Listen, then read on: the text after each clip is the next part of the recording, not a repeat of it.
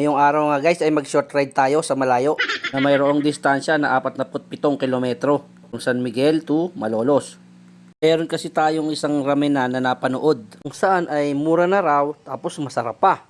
Pagkagising ko ay doon agad ako nagpunta.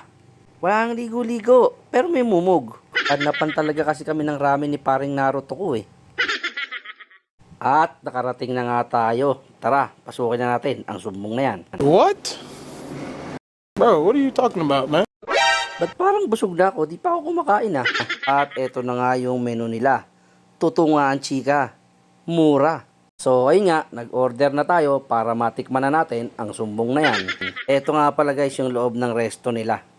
Medyo lucky tayo, hindi pa peak hours kaya madali tayong naka-order. Black garlic nga pala at tonkotsu ramen ang in-order ko.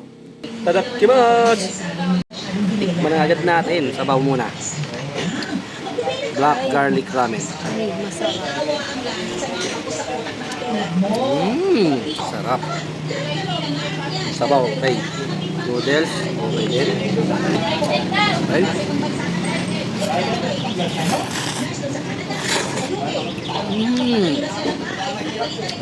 Ito naman, tonkatsu. Okay din.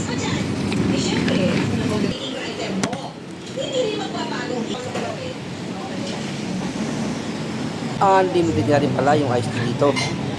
Kaya pa ni siomai na hindi natin lalagyan ng sausawan.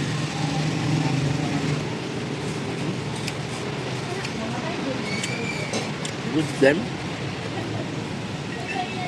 Kakao. Kakao, yan nga pala yung huwag mo iwawala kasi malalaglag yung hikaw mo.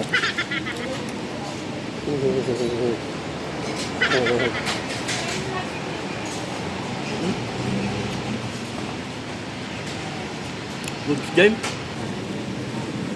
Xiaolong bao. May tubig sa loob. Oo, sabaw na yun.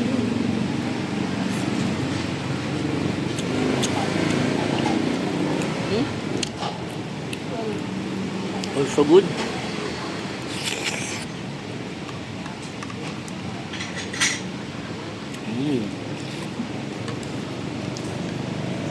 Saan panalo lahat ng order ko ah. Grabe, totoo nga yung chika. Masarap, tsaka mura. Panalo, sulit yung dayo. At ang favorite part ko sa pagkain ng ramen, eto, sisip-sipin mo rin sabaw at sisimipin mo.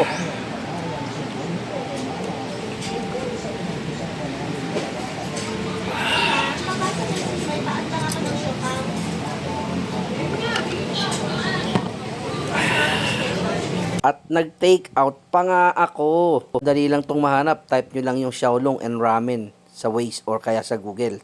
Yun lang mga kuys, sumugod na rin kayo. Bye-bye!